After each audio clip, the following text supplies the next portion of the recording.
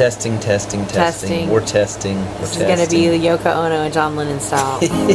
Sunbeams forming a shadow for a feet. Hey Harper Ellis, how you feeling? So we're still on sick days, and we still have our pallet on the floor. We're watching Little Peter Rabbit, and just generally going from okay to still crabby.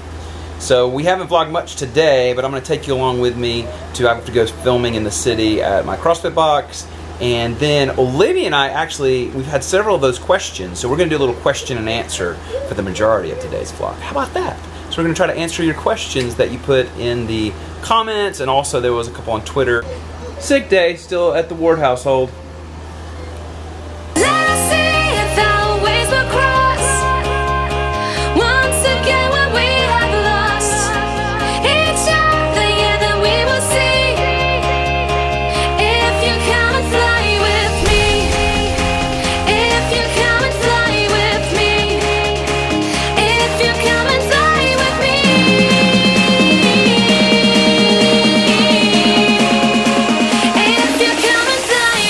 So that's done. Good filming. It's cool.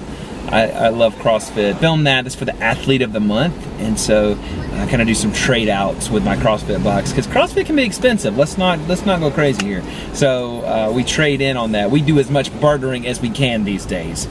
So I'm gonna stop by Whole Foods and get Harper some lavender oil. Everybody on Facebook and Instagram said that lavender oil in his bath will really help him and soothe some of the sores and stuff from his hand, foot, and mouth.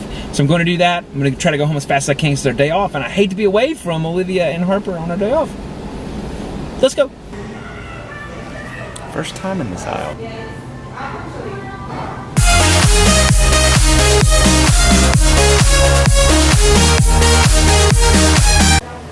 Hey, baby. Hi.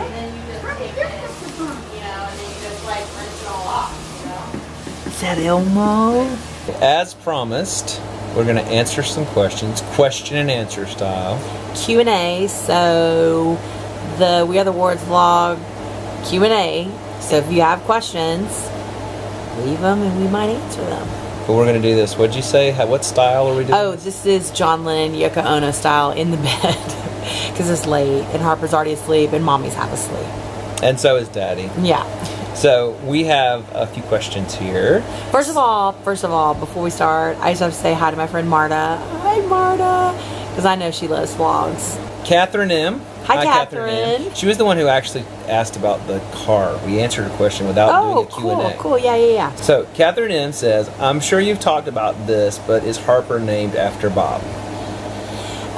So obviously we get this question a lot, which I love because I love explaining this. And obviously, you know, the way I explain it is this, and this is going to sound weird, is we went round and round and round about what we were going to name Harper before when I was pregnant. We tossed a bunch of names around, just nothing felt right. So we really prayed that God would show us what his name was going to be, because names are important to us, and we feel like we wanted it to be something strong and that had a really good meaning. And we also wanted it, we believe Harper is such a testimony to the things that, like, the amazing things that God has done in our lives. And he was the baby that was supposedly never was supposed to happen. Like, all the doctors always told me I would never get pregnant. And so Biggest Loser obviously played such a huge role in helping me get healthy. And obviously Bob Harper was the most influential person for me personally on that show. And so we've obviously maintained a very close friendship, and he is now, you know, very, very close to our family, and we see him all the time. And it just was like, we just really feel like it was a way to pay a tribute to that moment in our lives that really turned everything around. And Harper is kind of the fruit of that struggle and of that choice. And it has a wonderful meaning. His name is Harper Ellis Ward, which means bravely I sing the Lord is my God, which is where the whole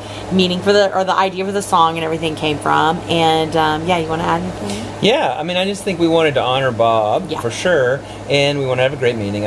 All with that, and we went on a saga because at first Harper was going to be the middle name, if you Right. remember correctly. Yes. And then I was the one who really pushed for it. Oh, yeah. Yeah, and I went on this retreat, in the spiritual retreat, and all these things came up with Harper. There's this great old worship song that has the lyric, "There's a harp in my heart, and only you can play it." As soon as this guy sang it, I was like, "Oh my gosh, his name has to be Harper." Yeah. And so, yeah, it was just a really big part. And we just love, when we asked Bob, it was a really great emotional moment. Oh, I mean, yeah. actually, it was really, really awesome. And so we're excited that's a part of it, that we get to honor him, but also the meaning of it. It alludes to music, which for both of us, we are, come from a musical background, and we do music and all this sort of stuff. So, yes, to answer your question, yes. Yes. And there's so much more to it. Yeah. So we hope that, I'm sure that thoroughly answered your question. Probably more than you were looking Yeah, for. exactly. But we could talk for a long time, clearly. Yeah. Okay, next question is from Laura Wilson. Hi, Laura. Hi, Laura. Wilson. She says, made me wonder, how did you manage to get through the months and months apart when O was on BL? Must have been so hard. So I'll start with that one. Okay. Because, yes, that was definitely probably one of the hardest things that I've ever been through, just being apart. Because up until that point, we had been together for 16 years, if you include dating and all this kind of stuff. We've been married for 18 now. But we just had never, think about it. We had probably talked to each other. Now granted, we started dating before texting. Before cell phones. So, but we still, maybe we passed a note to. It's kind of nerdy, I'm sorry. Anyway, we had talked to each other every day. So now she went October 1st on the ranch, and we didn't have any contact, like no phone calls, no emails, no anything. We had a liaison that emailed us kind of, every once in a while to give us updates, and when they had a weigh in, how they did and stuff like that. But I didn't know, and not only that, we could write letters, so I wrote her every day. But, they held those letters for if they won challenges and this and that and all that. And so I just didn't know. It was really, really, really difficult. I remember when I got your first letter, I actually went back to our old apartment. I had moved our apartment while you were there, and there just happened to be a letter in the mailbox, and I was like, oh my gosh, it was so amazing.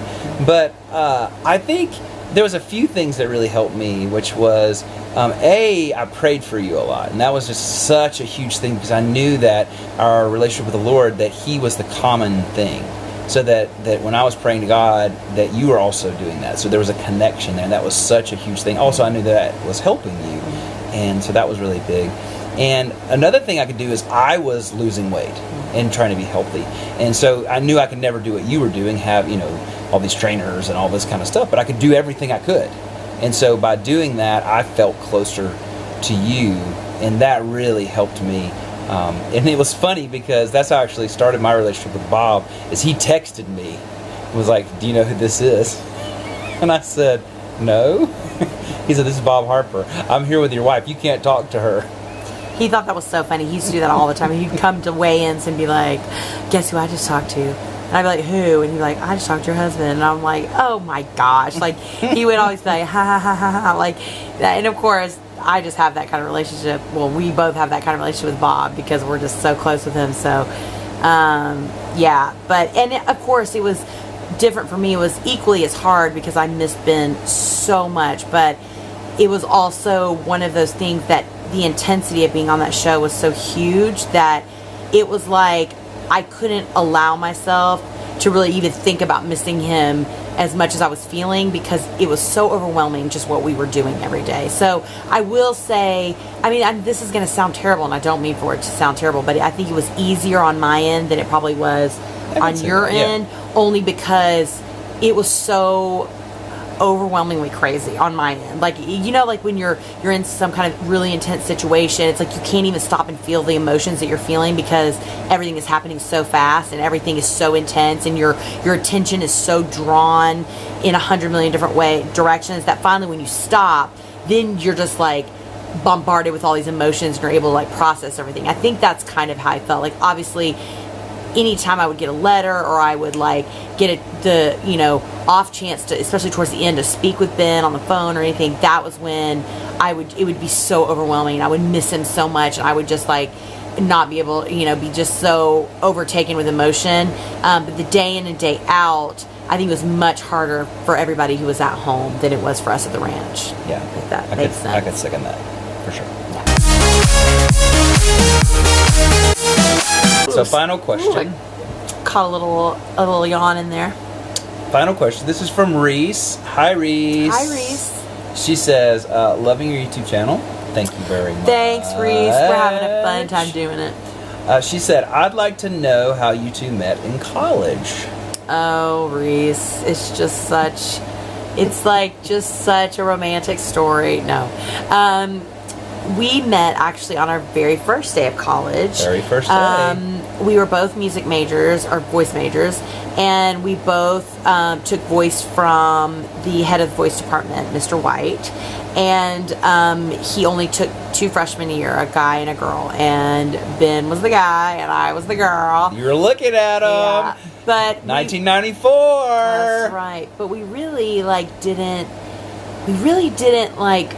I think anything romantic or anything happen until we were both taking this math class. We started studying together, and we were just kind of spending more one-on-one time, and then it became more like, oh, I kind of like this guy. And I mean, it took Ben 112 million years to ask me out on a date, and basically somebody else had to make him do it. This is not true. This is true, guys.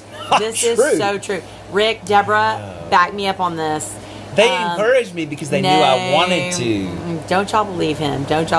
I did say something dumb. I called her with no cell phones at the time. On a rotary phone. Yeah. From the dorm lobby, and I asked her to go out. We're going to do a double date.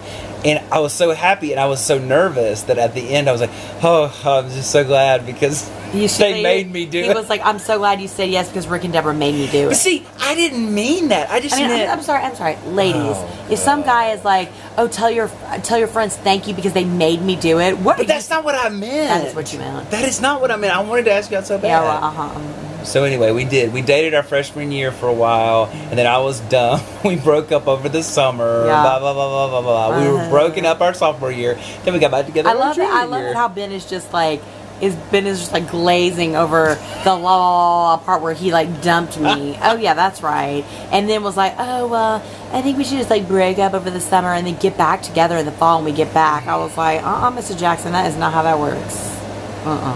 Anyway, now we also have to say we were also competitive voice-wise. And so we did competitions. And that first semester, I won the competition. Right. And then just moving forward in the rest of life, I won. So I'll give him one. Mm-hmm. You won because you got me. Oh, yeah. Uh-huh. So that's how we met. First day of college, music nerds. Yeah. And the rest is history.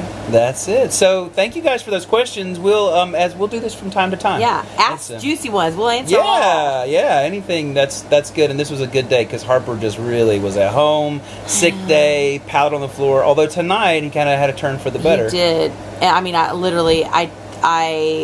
have been in my house dress all day. I haven't even been outside all day long. I've literally just been taking care of him all day long.